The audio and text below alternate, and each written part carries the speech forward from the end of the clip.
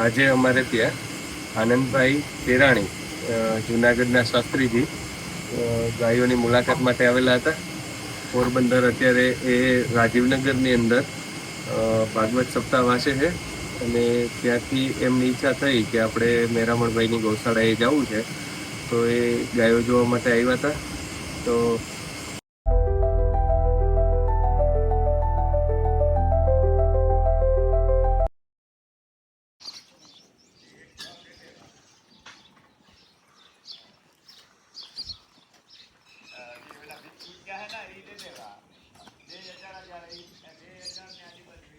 બધી આપણે ઉછેરેલી આ ગાય ને બધી એટલે ઉપર નીચે થોડું ઘણું હોય, કારણ કે અત્યારે જુદી જુદા એરિયાની ગાય હોય તો અમે બિદાણ અને ગુલ વાપરેલા છે, એટલે પછી થોડુંક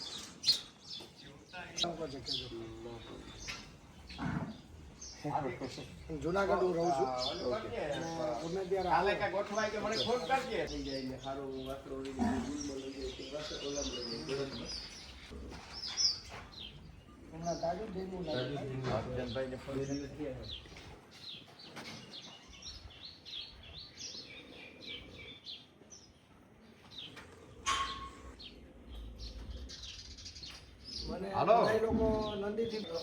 ગાય છે ને, ગાય અને ખુટી એવી વસ્તુ છે કે તમારો પ્રેમ જોવે.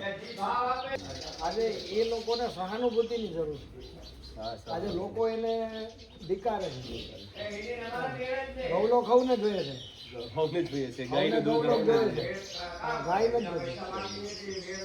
આપણા સમાજની દુર્દશા હું રસ્તામાં છોકરાઓ જોયું છું.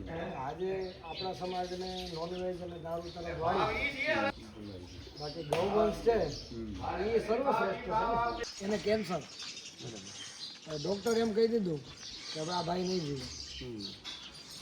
અને કુદરતને કરવું કે એક સાધુ પાસે ગયા, સાધુ એને એમ કીધું કે કોઈ ગીર ગાય હોય ને તેનું ગૌમૂત્ર બરાબર તમારે દવા સમજીને કરવાનું છે, પણ ગૌમૂત્ર એટલું નહીં. સવારના પોરમાં ગીર ગાય ઓરિજિનલ એનો સવારનો પેલો પોદરો આવે ને એ પોદરો અને પેલું ગૌમૂત્ર બે તમારે ઝીલી લેવાનું. પછી એને તમારે આપણે જે ધોતી હોય ને મલમલ એનાથી આખે આખું તમારે ગાળી લેવાનું, પાણી નાખી નાખીને ગૌમૂત્રથી જ. પછી એમાંથી જે નીકળે ને એ તમારે પી જવાનું. સાહેબ એનું કેન્સર વયું ગયું અને એ બાપા 8 વર્ષ જીવા. અમારે અહીં બાજુમાં એક ભાઈને એવી રીતના જ હતું, એની ઘઉંના જ્વારા અને ગૌમૂત્ર ઉપર 7-8 વર્ષ થઈ છે. ગૌમૂત્રનો મહિમા એ છે, બધા ગૌમૂત્રની વાત કરે, પણ ગૌમૂત્ર એટલે શું ખબર કે જે નીકળે ને એ તાત્કાલિક એને તમારે પીવું પડે. વાસી નો હાલે, એમાં ગાભણ ગાયનું ન હાલે.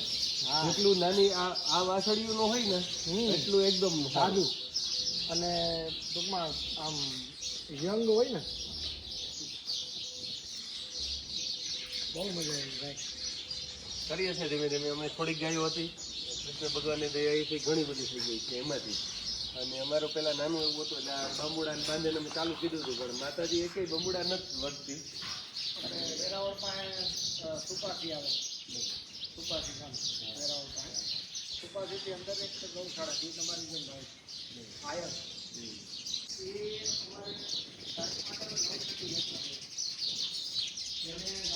આ ગાયના ગોબરની અંદર અમારા એક કથાકાર છે, એ સાહેબ એના રસોડા સુધી ગાય આવે. રસોડા સુધી,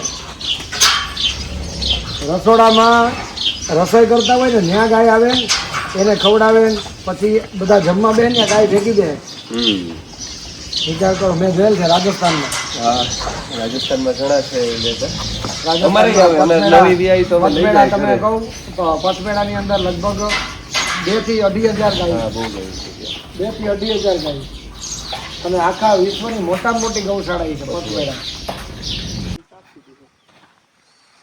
અમારે હમણાં જે કથા કરું તો આગળ 24 તારીખે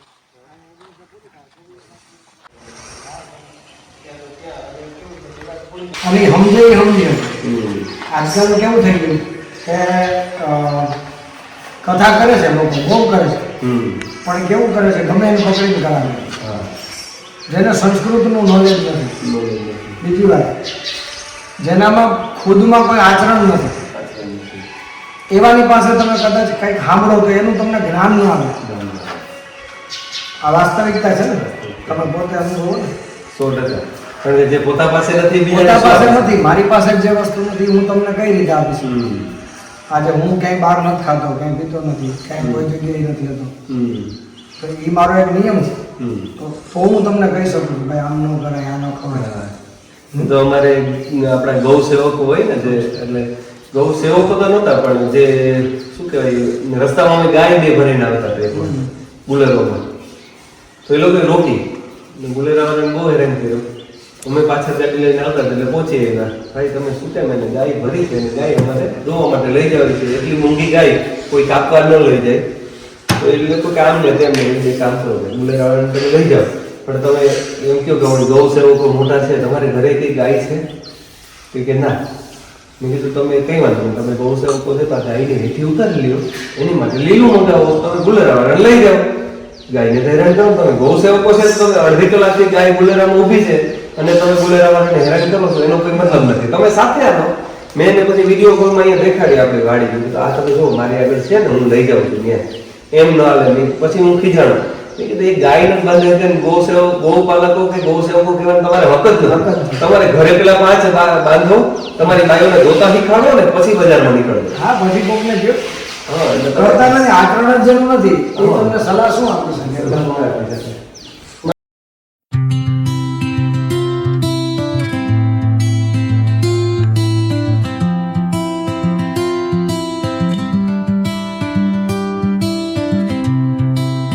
નો હોય તો હાલાવે, કોઈની વાત ન જોવે. આશીર્વાદ છે ને ભાઈ.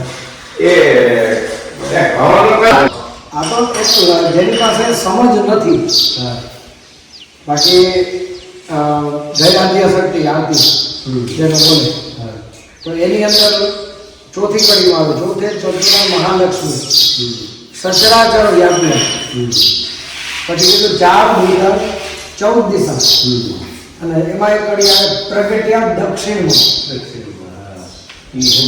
કઈ તમે બોલતા હોય બરાબર. હવે માતાજી ક્યાંથી પ્રગટ થયા? દક્ષિણમાં. હવે વિષ્ણુ પત્ની લક્ષ્મીજી છે, વિષ્ણુના પત્ની છે. હવે એ જે પત્ની જે માં જ્યાંથી પ્રગટ થઈ ત્યાં બાપ હોય કે નહીં? હોય જ ને. ના હોય ને બાપ હોય. તો આ લોજિક છે. યજ્ઞ પૂજા કોઈ પણ વસ્તુ છે ને પતાવવાની છે જ નહીં. તમે આવડો સરસ બંગલો બનાવ્યો હોય, એમાં દરેક વસ્તુ તમે કિંમતી પસંદ કરો ને, તો હું તેમ કહું વિધિ એ સારી પસંદ કરો. આજે લોકો કેવું કરે, સસ્તા ધંધામાં પડે છે. આજે ભાગવત કથા કરવી તો એને ગામના કામ જમાડવા, ચલો ઠીક છે, ભોજન ભોગવો જરૂરી, પણ એની અમે વક્તા કેવો બદલે કે ભાઈ સસ્તો પડતો હોય ને, એવું નથી. તમે સ્ટાન્ડર્ડ વ્યક્તિને જોવો, એની પાત્રતા જુઓ. આજે બાપાના છોકરાઓને પૂછો, આજે 5મો 4થો 4 દિવસ નથી, એક પણ વસ્તુ, એક પણ વિષય અમારો આગળ આવો ના, મારી યુટ્યુબ ચેનલ છે, તમે મારી કથા સાંભળો ને, એક પણ કોઈ જાતના લૌકિક બીજા કોઈ વાત લોકોને સમજાય. મેં ઘણી ભાગવત સમજી, હું ગમે ત્યાં ભાગવત જાઉં ને તો હું એને કહું કે મને એવું કામ આપો કે કથા પછીનું કામ આપો. કારણ કે સંબંધીનો કારણ છે ભાઈ હિરામણભાઈ કે આજે કેવું છે, ભાગવત કથા એટલે શું હોય કે 2 રાસ રમાડી દીધા, 2 હારા ભજન વાળા કલાકાર બેસી ગયા એટલે કથા થઈ ગઈ, એવું નથી. એનો કઈ જરૂર જ નથી. તમારે ભજનને ડાયવર્ટ કરો તો રાઈટના કીર્તિદારને બોલાવીએ, અને ભાગવત કરવી હોય તો એના શ્લોક ને હું તો ત્યાં આવું છું કે તમે કીર્તિદારને કેટલી વાર સાંભળશો? તમારી કેપેસિટી કેટલી કીર્તિદારને સાંભળો? 2-3 કલાક. 8 લાખ રૂપિયા લઈને કીર્તિદારને તમે 3 કલાક સાંભળો, એ જ કીર્તિદાર બીજેથી સવારે આમ બોલે તો તમે સાંભળશો નહીં. બીજેથી બપોર પછી બોલે તો તમે નહીં સાંભળો. અમને તો તમે આ કેટલી વખત સાંભળો, એ કલાકાર છે, કથાકાર.